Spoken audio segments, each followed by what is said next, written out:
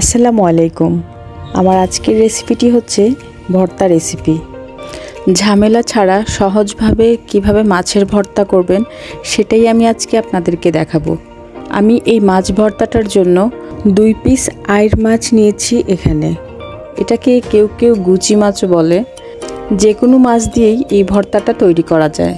আর নিয়েছি পেঁয়াজ কুচি, 4-5 কোয়া রসুন, 1 চিমটি লবণ নিয়ে মাছটাকে আমি ভালো করে মেখে নিব, যাতে করে মাছটা ভাজার সময় কড়াইতে লেগে না যায়।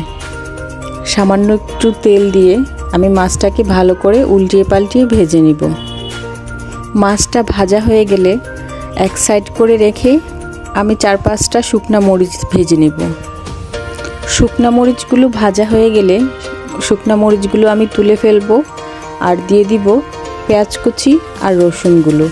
রসুন আর পেঁয়াজগুলোকেও হালকা বাদামি কালার করে ভেজে নিব।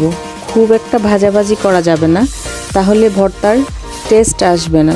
পেঁয়াজ রসুনটা সেদ্ধ হয়ে গেলে আমি এটাকে তুলে নিব বাটনাতে। বাটনার মধ্যে প্রথমেই দিয়ে দিব শুকনা মরিচ, লবণ। ভালো করে আগে শুকনা মরিচগুলোকে গুঁড়ো করে নিব। শুকনা মরিচগুলো গুঁড়ো হয়ে গেলে দিয়ে দিব মাছ আর পেঁয়াজ রসুন ভাজা। সবগুলো একসাথে বাটনাতে ভালো করে বেটে নিব। বড় বড় কাঁটাগুলো আমি ছাড়িয়ে নিব। এই ভর্তাটা আবার আপনি হাত দিয়েও বানাতে পারেন। আমি এই ভর্তা বানাতে বাটনা ব্যবহার করতেছি, এই জন্য বাটনাতে ভর্তা বেটে নিলে ওইটার টেস্টটা আমার কাছে একটু ডিফারেন্ট মনে হয়। একদম সফট হয়ে যায়। হাত দিয়ে ভর্তা মাখলে অতটা সফট হয় না, যার কারণে আমি ছোটোখাটো ভর্তার ক্ষেত্রে বাটনাটাই ব্যবহার করি।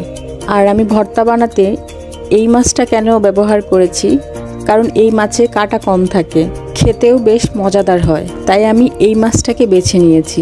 যে কোনো মাছ দিয়েই এই ভর্তাটা বানিয়ে খেতে পারেন। এটাই ছিল আজকের মতো আমার ভর্তা ভিডিওটা ভালো লাগলে লাইক কমেন্ট শেয়ার করবেন। ভালো থাকবেন সবাই, সুস্থ থাকবেন।